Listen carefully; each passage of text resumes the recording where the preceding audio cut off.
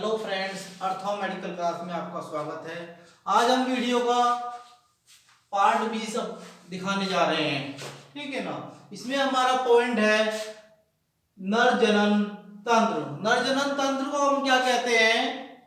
Male reproductive system. क्या कहते हैं? Male reproductive system.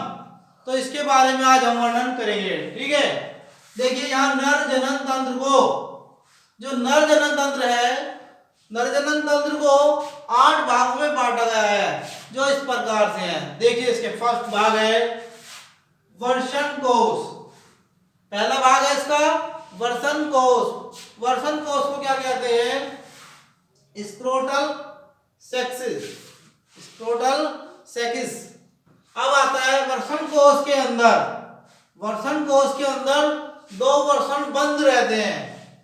तो वर्षण कोश के अंदर कितने वर्षण बंद रहते हैं? 2 वर्षण बंद रहते हैं।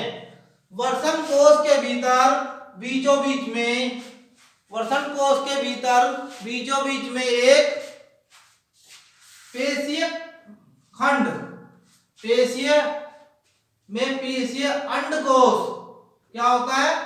बीचों बीच में, वर्षण कोश के बीचों बीच में एक पेशीय वर्षण कोश, पेशीय अंडकोश विभाजक पर होता है। कहां पर होता है? अंडकोश विभाजक पर होता है। जो अंडकोश को 2 भागों में बांटता है। कितने भागों में बांटता है? 2 भागों में बांटता है अंडकोश को। 2 भागों में एक एक वर्षण होता है। दोनों भागों में एक एक वर्षण होता है। वर्षण कोश ताप नियामक का कार्य करता है। तो क्वेश्चन आ सकता है वर्षण कोश कैसा कार्य करता है? तो ताप को नियंत्रित करने का कार्य करता है। नोट में देखिए, वर्षण कोश दोनों टांगों के बीच में, वर्षण कोश कहां पर होता है? तो वर्षण कोश दोनों टांगों के बीच में लटके होते हैं। वर्षण कोश थर्मोरेगुलेटर, थर्मोरेगुलेटर का मतलब है ताप नियंत्रण, थर्मोरेगुलेटर का कार्य करते हैं। कैसे कार्य करते हैं? देखिए, क्योंकि इनका ताप, इनका वर्षण कोश का जो ताप होता है वो शरीर के ताप से, इनका ताप शरीर के ताप से 2 या 3 डिग्री सेल्सियस, 2 या 3 डिग्री सेल्सियस कम होता है। इसलिए उच्च ताप से शुक्राणुओं को बचाता है।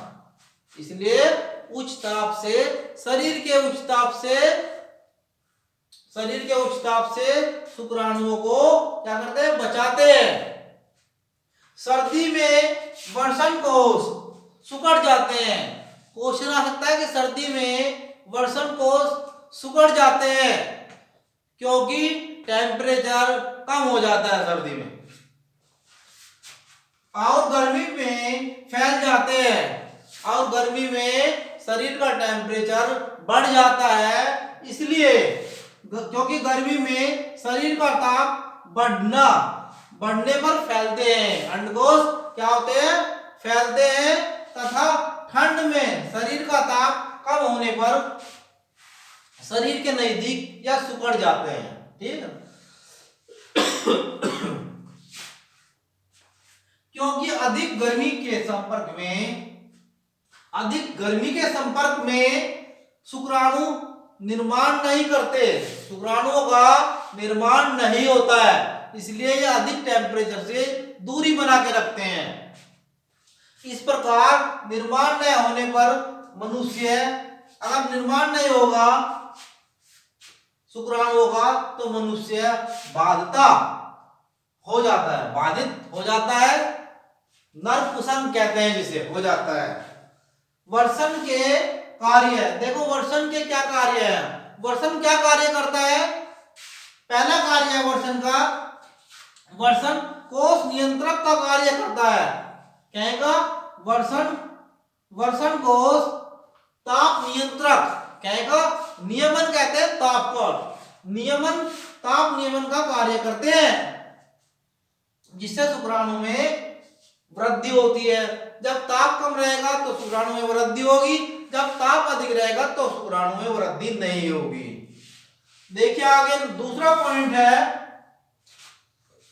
वर्षण। दूसरा पॉइंट है वर्षण, जिसे कहते हैं टेस्टी। टेस्टी जिसे टेस्टी कहते हैं। देखो वर्षण लगभग 4 से 5 सेंटीमीटर लंबाई के होते हैं। कितने फुट लंबाई के होते हैं वर्षण की लंबाई? 4 से 5 सेंटीमीटर लंबाई व 2 से 5 सेंटीमीटर मोटाई होती है। तो क्वेश्चन आ सकता है कि वर्षण की लंबाई व चौड़ाई कितनी होती है? तो कितनी होती है? 4 से 5 सेंटीमीटर लंबाई लंबे और 2 से 5 सेंटीमीटर मोटाई होती है। इनका रंग क्या? वर्षण का रंग, इनका रंग गुलाबी होता है व आकार अंडाकार, ओवल के आकार के अंडाकार के होते हैं। दोनों वर्षण मोटी 2 स्तरीय वर्षण की खोल में बंद होते हैं। क्या की खोल में? 2 स्तरीय वर्षण की खोल में बंद होते हैं। देखिए नंबर 3 है अधिवर्षण या इपिडायमिस। क्या कहते हैं? अधिवर्षण या इपिडायमिस।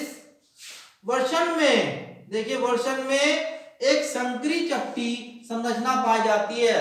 तो वर्षण के अंदर कैसी संकरी चपटी संरचना पाई जाती है, जिसे अधिवर्षण कहते हैं। क्या कहते हैं? जिसे अधिवर्षण कहते हैं। इसकी लंबाई लगभग अधिवर्षण की लंबाई लगभग 6 मीटर पतली नलिका होती है। 6 मीटर लंबी नलिका होती है। यह अत्यधिक कुंडलित होती है। कैसे होती है? कुंडलित, कुंडली के आकार की कोमा जैसी संरचना होती है। अधिवर्षण का कार्य, अधिवर्षण के देखिए कार्य क्या होते हैं। पहला कार्य, इसका प्रमुख कार्य है वर्षण में शुक्राणु को